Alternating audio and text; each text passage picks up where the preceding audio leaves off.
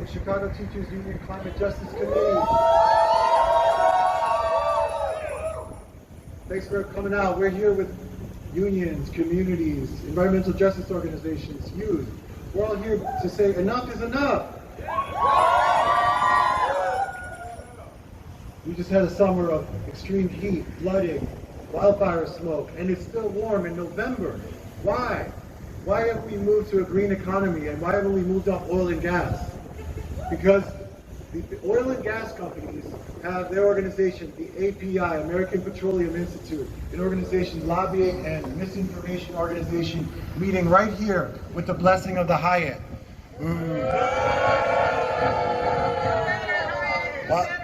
So while they've been flooding our basements and our homes, they've also been flooding the airwaves and the news feeds with lies about climate change. They've been flooding the halls of power with campaign contributions to stop anything that would address this crisis. So they keep expanding oil and gas while the earth burns, and they never get held accountable. Well, that stops now. So we're going to hear from speakers representing communities across the city, youth, workers, to demand that these oil companies and the API pay for the damage they're causing. So our first speaker is Alderman Byron Sigcho-Lopez. Give it up for Byron. Thank you, Nick, and thank you everybody for being here today. It's great to see the young people, the people from the city of Chicago coming together to understand why Chicagoans and people across the country and across the world are suffering. And Chicagoans are feeling the effects of profiteers and criminal climate change executives that continue to push for drilling, for exploitation of land, and taking us to the catastrophe that we see. So today, we want to connect the dots and demand that companies or institutions like Hyatt stop giving cover to these institutional criminals that are destroying the planet. We're sitting here in Chicago on the west side, where over 15,000 homes for the most vulnerable small homeowners, people from the west side, are suffering today because of the irresponsibility and the sociopathic behavior of people that make these organizations like the API. We the people must understand what's happening. We gotta understand what's happening in our own communities and where these catastrophe policies are coming from. We also gotta see how we connect the humanitarian crisis and migration. That is also the responsibility of fossil fuel companies that are supported and lobbied by the API and the criminals that we have in office who are looking the other way as we see in the disaster in our own communities. We see in police stations today over 2,600 people, babies, and the cruelty that continues to pay fault are the people who are just fleeing violence and disinvestment. The Venezuelans that we see today in police stations are the victims of criminals that are meeting right here. And we gotta just look at the evidence. These are not conspiracy theories. Former President Trump, the person who is now being indicted and hopefully convicted. But we cannot rely on those institutions. We gotta look at the evidence. Former President Trump said it himself, that the intervention in Venezuela had nothing to do with democratic principles and had to do everything about oil. That's why countries, entire countries like Venezuela, have been subject of criminal interventions that destroyed entire countries. And the alternative, what is to put dictators in office, just like Bolsonaro in Brazil, supported by the same interests.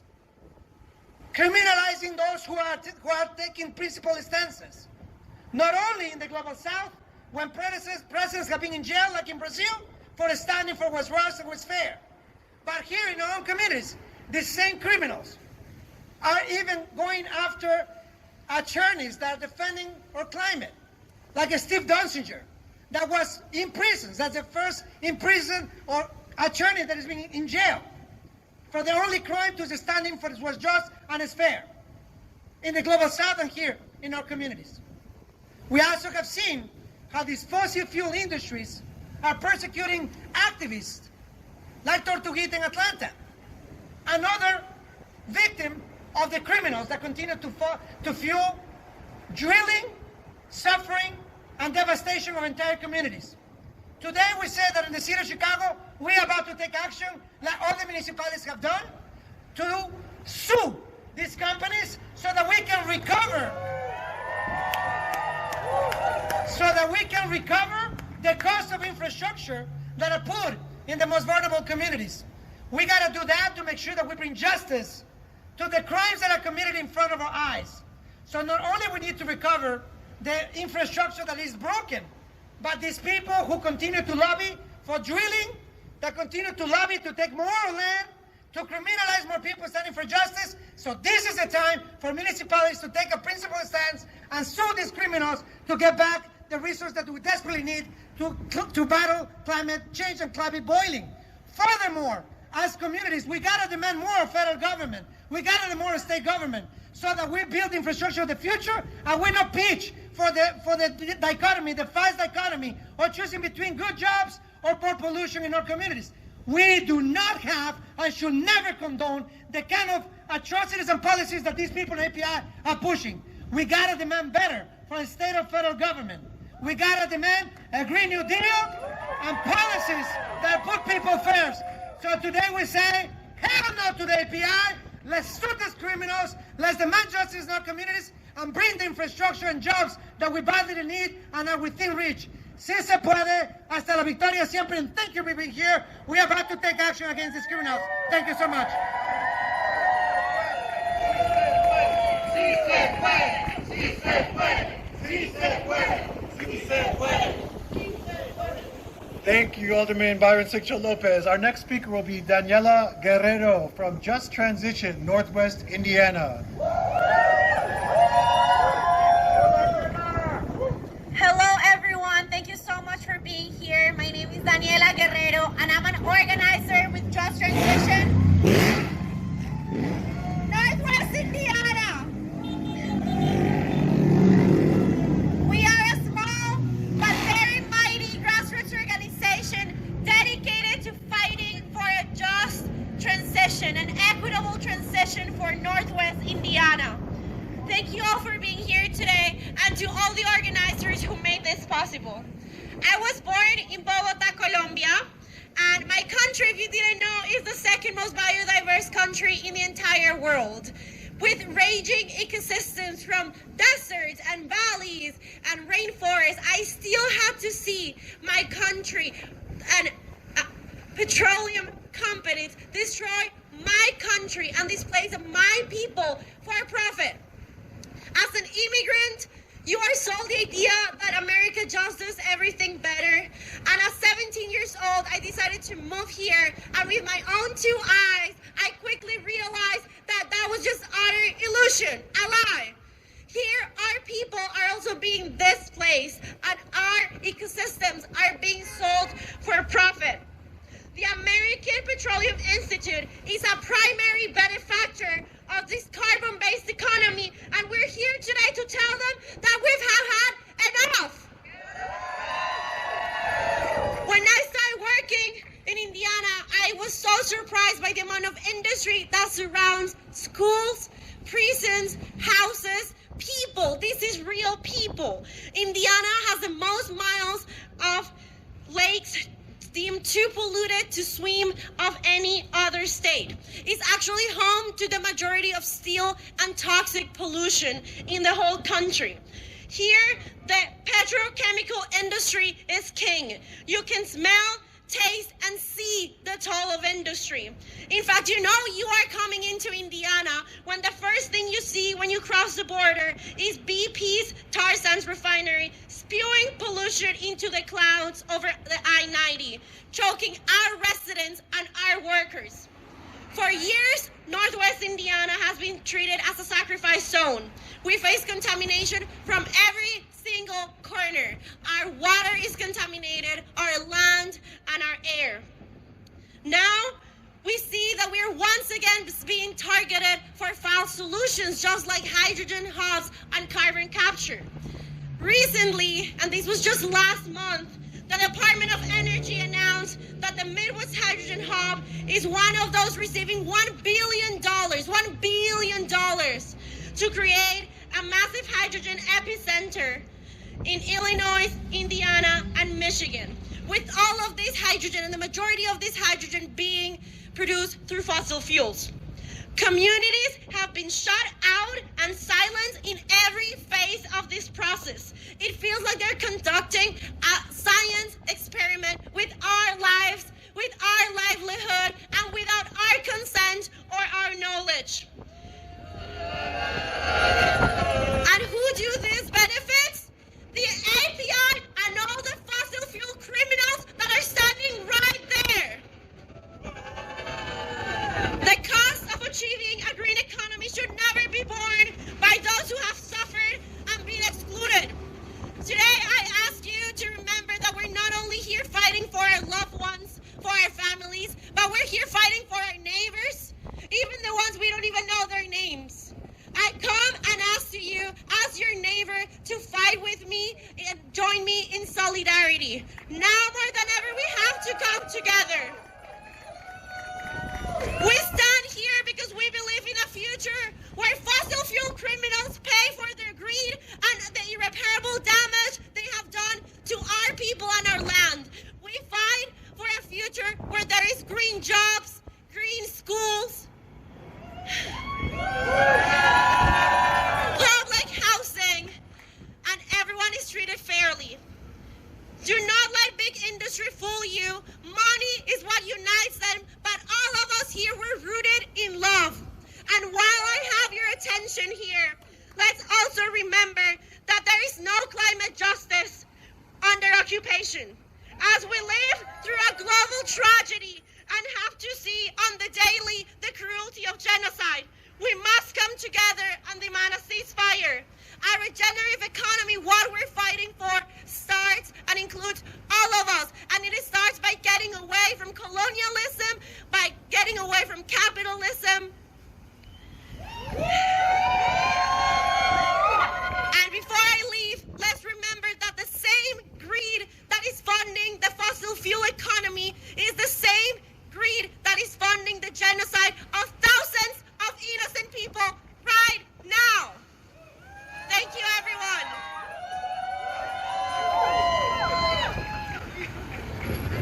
Thank you.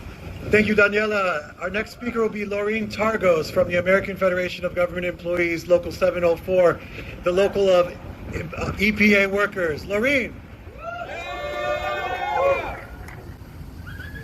Hello, everyone. My name's Laureen. I'm with AFGE, American Federation of Government Employees, Local 704, representing Environmental Protection Agency workers at the federal level here in the Great Lakes states.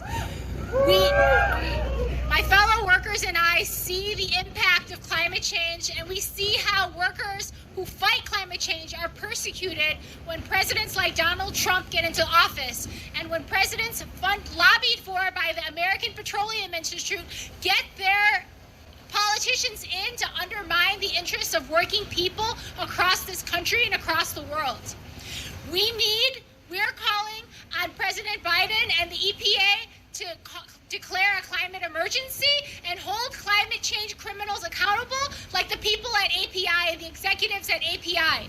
We want to hold Hyatt accountable for providing a space for these climate criminals to come together using institutions that are on the backs of workers in Chicago to destroy the lives of not only us, but the criminals, the people most persecuted by their actions today, which is the next generation, the young people, the children not even born, the souls that have not even come to this earth, who will live with the results of these climate criminals today, who need to be held accountable. We need to come together as workers. No one is coming to save us. We workers must stand up together in solidarity across the world. And when we will know we have won when their house of cards comes down, these climate criminals will be held accountable. And all the energy that we're putting into their wars, their destruction, will be put towards our healing and our green future together. Thank you.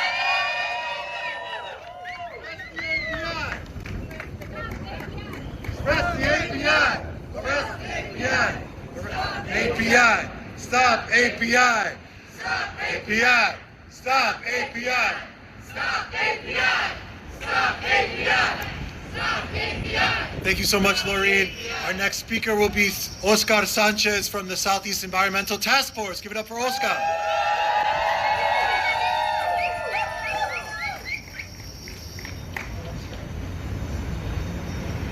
Hola, buenas tardes. Can you hear me? My name is Oscar Sanchez. I'm a 30-day hunger striker with the Stop General Iron campaign.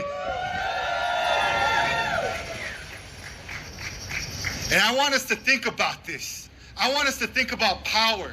Because what we have here is power, right? But we have to be honest that we're in a chokehold. Our economics, our livelihood, our manipulation is all controlled by big oil. We talk about this Petroleum Institute that's a lobbying force. I think about BP and all these oil industries who did a study about climate crisis and hid this data from us, that there's gonna be catastrophes. Where's the lawsuits? They knew better, but did not do better. And we're suffering. I think about the way that companies, they don't give a fuck about their workers. We look at Horizon, Deepwater Horizon, and how the workers were saying, we need safety. And they said, well, we're a $186 million company because we can take shortcuts. This is about labor. This is about environmental justice. This is about justice globally when we talk about these things. This is looking at a bigger picture. This is about Palestine. This is about Line 3 from Alaska, Alberta, Canada, back to Wisconsin. We are constantly taking advantage of indigenous people. We're looking at environmental justice leaders who are murdered. Rest in peace, Tortuguita from Stop Cop City. Where they're building on indigenous land. And they said to serve and protect us. But what does that mean when you murder an environmental activist? Who are you protecting us from? Or who are you protecting? Whose interest? Who's profiting? And at what cost? I come here saying that I come from General Iron as a 30-day hunger striker, but I was literally raised across oil drums. And we had nowhere to play. I want you to think about Chicago summers with these wildfires where we couldn't go outside. I want you to think about that fucked up conversation you have to have with a child. You can't go outside because of the air pollution. It's finally hitting us on the door. But this has been coming. This has been happening. There are communities that are burning right now. We talk about Venezuela. Venezuela's economy is based in agriculture, but the U.S. economy is based on carbon emissions. Where's the solidarity? There are coffins and graves here based on inaction. Well, let me repeat that. When Chevron contaminated the waters of over 30,000 Ecuadorians, and there was a lawsuit, the U.S. government intervened, but they said, there's no justice for Ecuadorians. We're going to imprison your lawyer, Stephen Donziger, because those are our profits you're getting in the way of. So what's the justice? What's the action? Because it is constant.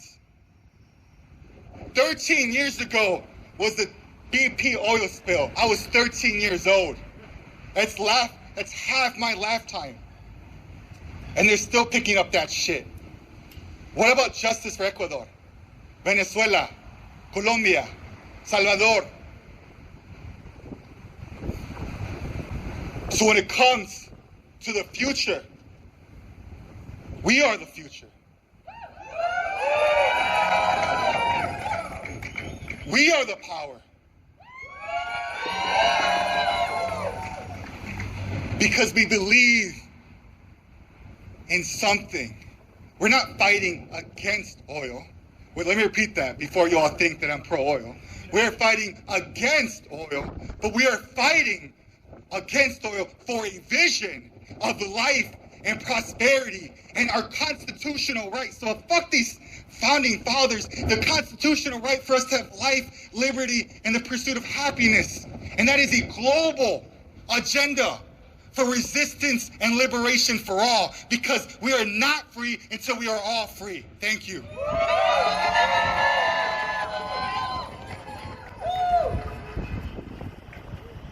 All right, thanks. Let's give it up for Oscar one more time. Woo! Next up, we got a leader of the United Auto Workers of America. They just won an amazing, just won a legendary historic contract and made some huge victories for climate justice along the way.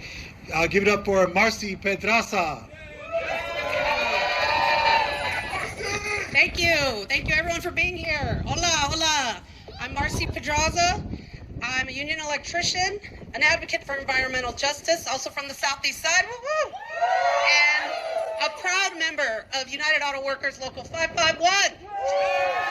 Now, coming out of this stand-up strike against the big three auto companies, we won a record contract that has many gains, such as substantial wage increases, ending the wage tiers, the right to strike plant closures, and for the first time, the companies will pay us for the days we were on strike. Another demand I'd like to talk about is a just transition to electric vehicles. Now, GM was the first to announce this in their the inclusion of the battery plants under the master agreement, and I was shocked when I heard this because they told us this was impossible. And Belvedere Assembly Plant, which I used to work at, was idled earlier this year. But now, because of our demands, Stellantis will reinvest in the production of vehicles at the Belvedere plant, and we'll have a new battery plant nearby. As for Ford will allow UAW workers to transfer to these new plants, the EV plants, and have card checks in order to create a union. So we still have some work to do, but we have our foot in the door when it comes to organizing these new plants, and that's a victory for us. But this transition to undermine our union's power and divide workers, but we won't let them divide us. Let me tell you about how climate change affects some of us workers. Here's some examples. We work in these factories, right, that already have poor air quality and carcinogens flying around. And we can't even go outside for fresh air since the smoke from the wildfires makes it so hard to breathe. And with no air conditioning, workers are at more risk of heat stress and heat stroke due to record heat in the summer. And we can't even get to work when there's so much flooding, the streets are closed off, making plant entrances inaccessible. Now, we shouldn't have to choose between good jobs and clean air. We shouldn't have to choose between safety and a green economy. As we make the transition away from fossil fuels, workers shouldn't have to worry about losing their jobs. Green jobs should be union jobs. These new green jobs can be building new green schools, as we desperately need, green infrastructure, public transportation, electric freight trucks, etc. And I'm here to tell the API that a better world is possible. Workers are fed up with corporate greed and a system that benefits the few at the expense of many. Corporations try to pit workers and environmentalists against each other, but this fight affects us all. We need good jobs, but not at the expense of our environment and our health. This clean energy transition needs to be community-driven. Working people are being left out, while corporations are getting billions in government grants and huge tax breaks. Rank-and-file workers and environmental justice activists must work together because these issues are intersectional. Environmental justice is workers' justice. And lastly, I just want to ask you, what kind of planet do we want to live on? What kind of legacy are we leaving for the next generations to come? So we have to continue this fight for better conditions at work and in our communities because this is not sustainable. And while working together, we can harness the power of labor and the passion of environmentalism to rise against the fires, the floods, and the extremities that threaten our shared world. Solidarity forever. Si se puede! We are unstoppable. Another world is possible. We are unstoppable. Another world is possible. We We are unstoppable. Another world is possible. All right. Another world is possible. Woo-hoo. All right, we have two more speakers. Our next speaker is also from the CTU, Chicago Teachers Union Climate Justice Committee. Give it up for Ann Finkel.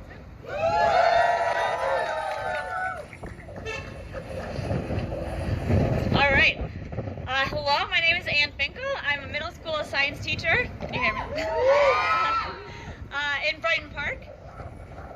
Thank you. And I'm a proud member of the CTU Climate Justice Committee. Thank you. On the last day of school last year, one of my 7th grade homeroom students came in, and instead of saying good morning, they said, "Miss Finkel, have you heard about this smoke? I'm very worried about my asthma." I told them I hadn't heard anything, and continued rushing around getting ready for that day. Meanwhile, that student stood on a chair and looked out the window at the hazy sky. Little did I know that smoke and hazy skies would be the theme of the whole summer. Increasingly dangerous air quality, heat waves, droughts, wildfires, and hurricanes. These are disasters, but there's nothing natural about them. They are not just moments of destruction and death. They have long-lasting effects that cause generational physical, mental, and emotional trauma.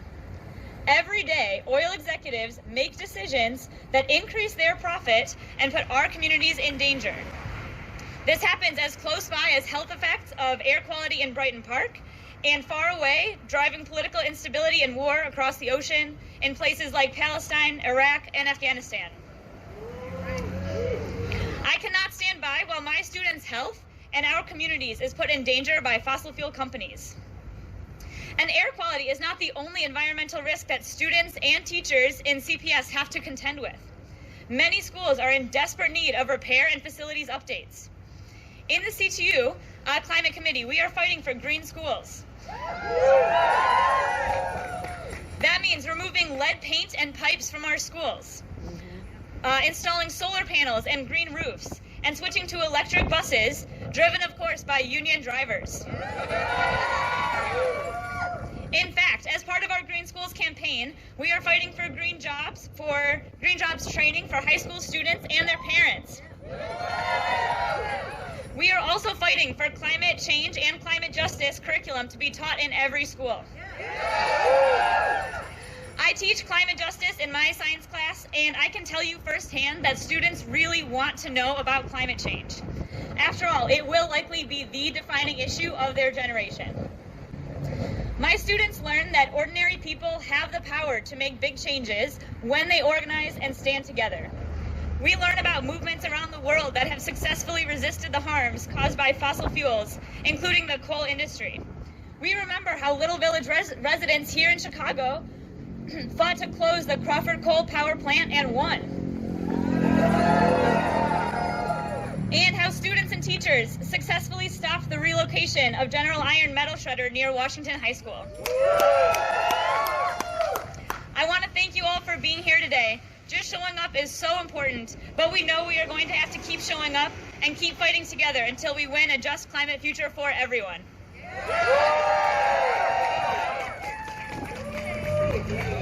CTU, CTU, CTU. All right, thank you, Ann. Our last speaker will be Megan from the Loyola Student Environmental Alliance. Give it up for Megan.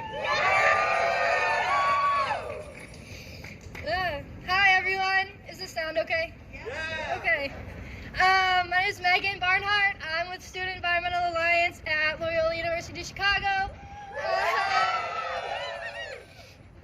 My goal here today is to give you all just an insight into the emotions that college-age students are feeling right now. To put it short, we're feeling burnt out, helpless, and abandoned by the generations that came before us. I've recently realized that this anxiety has been a running theme in my life for quite a few years now. I was raised in a small town in Minnesota. I learned a deep respect for nature through the lakes and the rivers of the Midwest.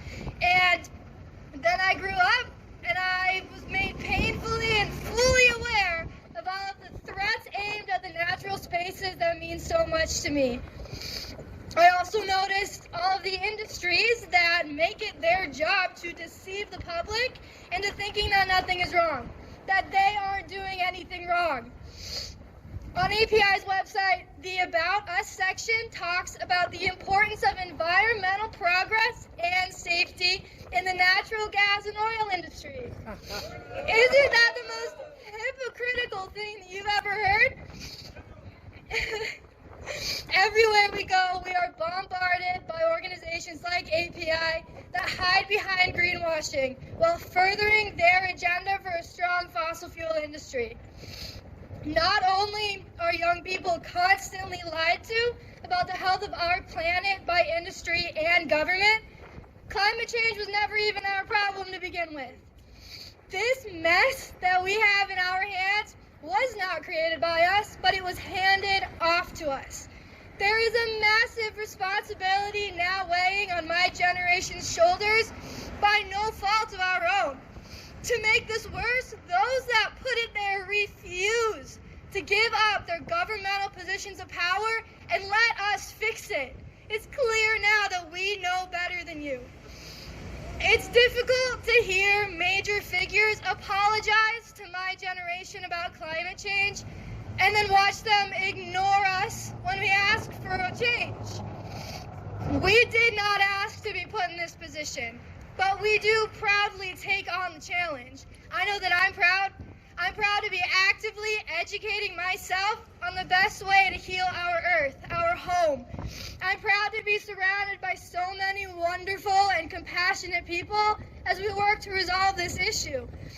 For years, students like myself have been taking these very streets, protesting institutions here in Chicago, and we're not stopping anytime soon. We will carry this fire past graduation and into our careers. By apologizing to us, you have shoved the responsibility into our hands. By ignoring our voices, you have given us the motivation to be better than you. We will not grow out of this. Soon, we won't be the young people anymore. Now and for the rest of our lives, we will be working to undo the damage that you did. It's only a matter of time before we replace you and we turn the industries that you have built into equitable and clean institutions. We will be the change. Being here is being that change. You will never be able to shut us down. Thank you so much.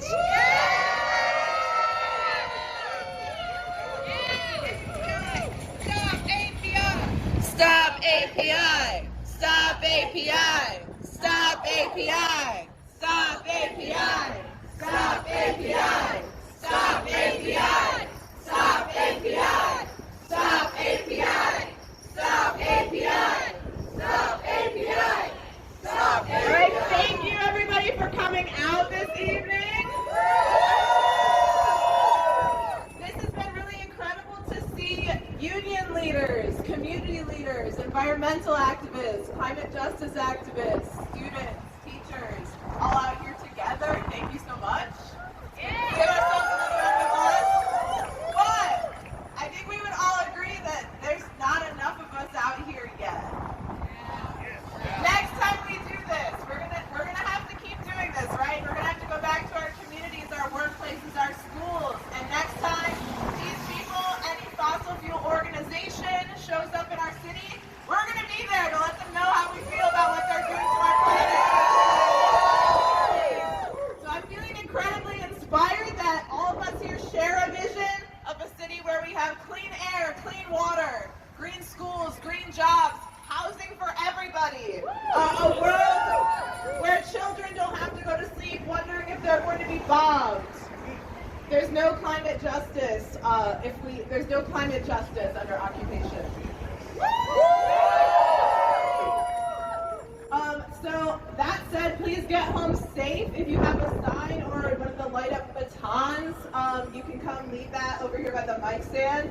Follow us on social media. We're Stop API Chai. We're going to continue having meetings to figure out who we're going to protest next. So definitely come out, get involved, and if you have ideas for what you think we should do next, come talk to us. So get home safe. Thank you.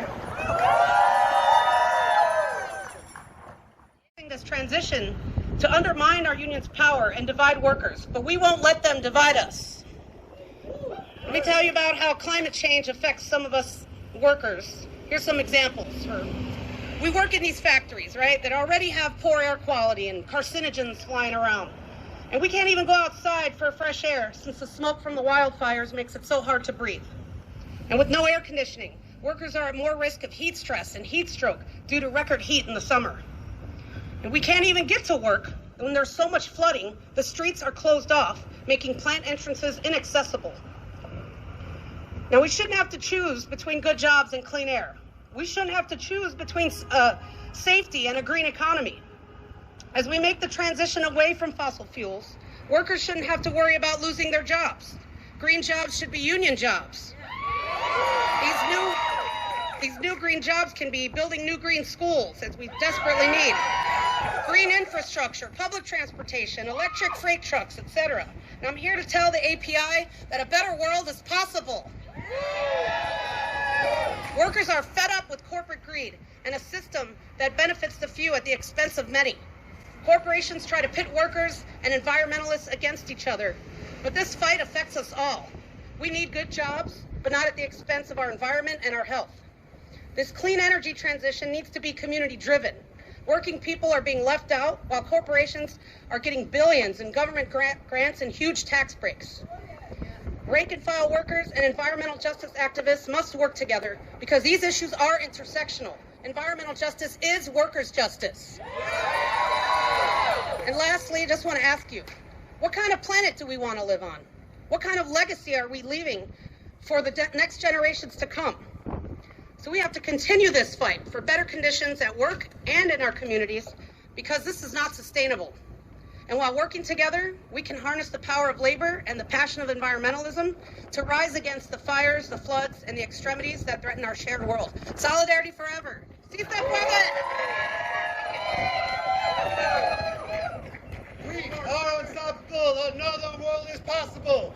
We are unstoppable. Another world is possible. We are unstoppable. Another world is possible. All right.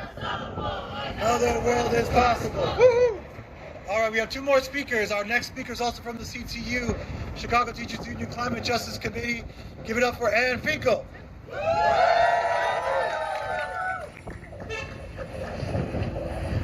All right.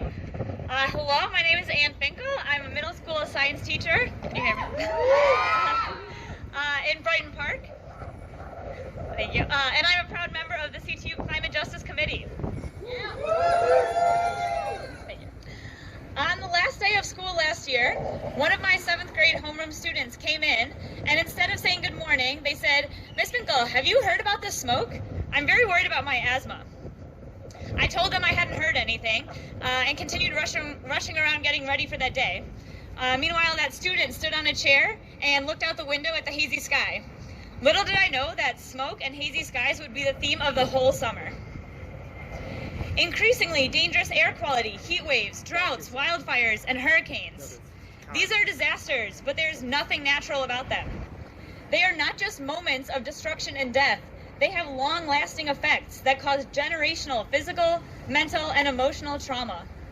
Every day, oil executives make decisions that increase their profit and put our communities in danger. This happens as close by as health effects of air quality in Brighton Park, and far away, driving political instability and war across the ocean in places like Palestine, Iraq, and Afghanistan. I cannot stand by while my students' health and our communities is put in danger by fossil fuel companies. And air quality is not the only environmental risk that students and teachers in CPS have to contend with. Many schools are in desperate need of repair and facilities updates. In the CTU Climate Committee, we are fighting for green schools. That means removing lead paint and pipes from our schools, installing solar panels and green roofs, and switching to electric buses, driven, of course, by union drivers. In fact, as part of our Green Schools campaign, we are fighting for green jobs training for high school students and their parents. We are also fighting for climate change and climate justice curriculum to be taught in every school. I I teach climate justice in my science class, and I can tell you firsthand that students really want to know about climate change. After all, it will likely be the defining issue of their generation. My students learn that ordinary people have the power to make big changes when they organize and stand together. We learn about movements around the world that have successfully resisted the harms caused by fossil fuels, including the coal industry. We remember how Little Village residents here in Chicago fought to close the Crawford Coal Power Plant and won. And how students and teachers successfully stopped the relocation of General Iron metal shredder near Washington High School. I want to thank you all for being here today. Just showing up is so important, but we know we are going to have to keep showing up and keep fighting together until we win a just climate future for everyone.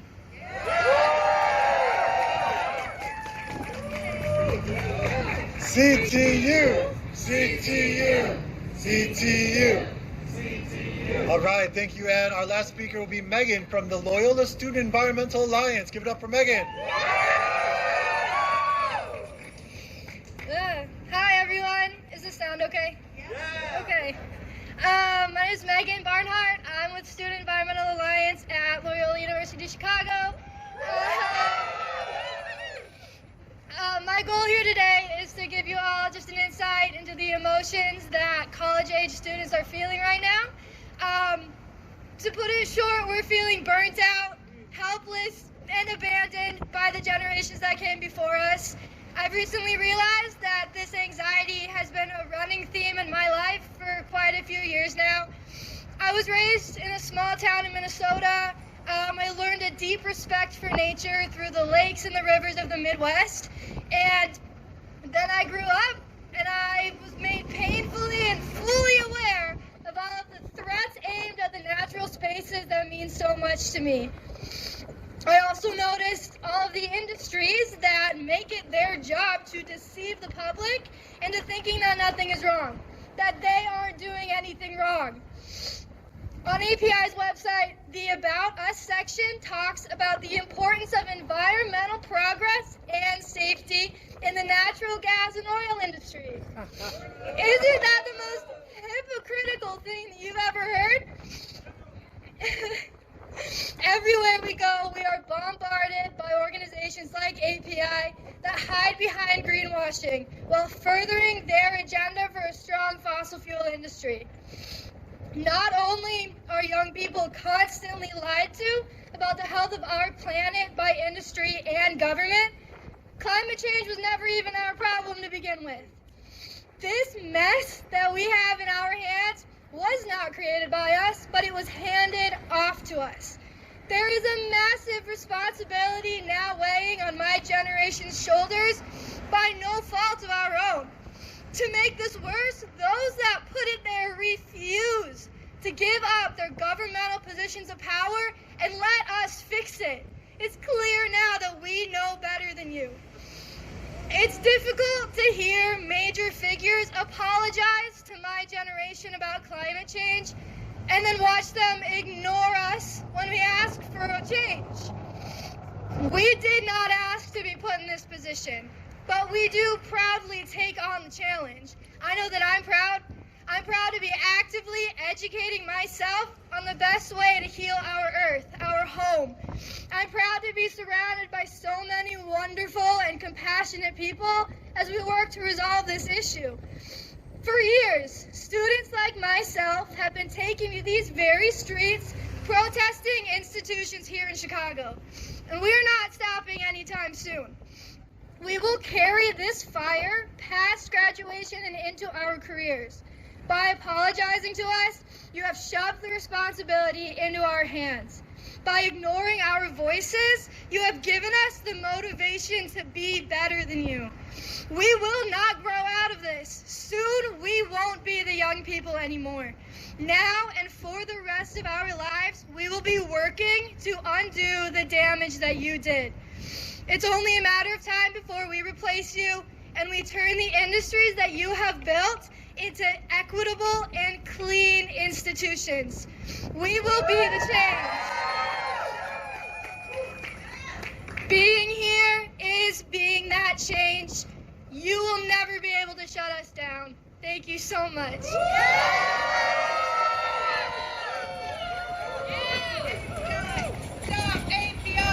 Stop API! Stop API! Stop API! Stop API! Stop API! Stop API! Stop API! Stop API! Stop API! Stop API! Stop All right, thank you everybody for coming out this evening. This has been really incredible to see union leaders, community leaders, environmental activists, climate justice activists, students, teachers, all out here together. Thank you so much. Give ourselves another round of applause. But I think we would all agree that there's not enough of us out here yet.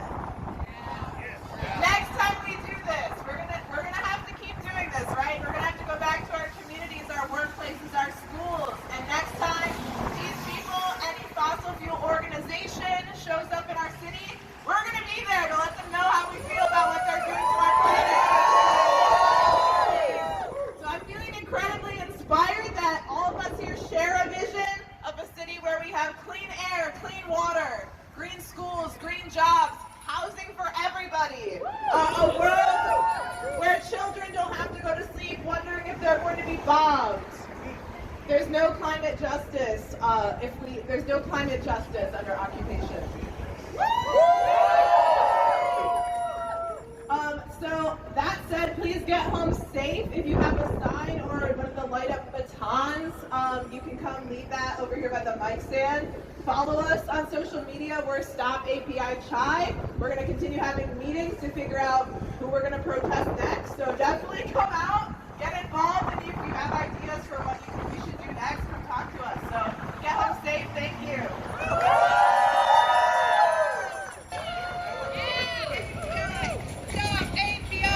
Stop API! Stop API! Stop API!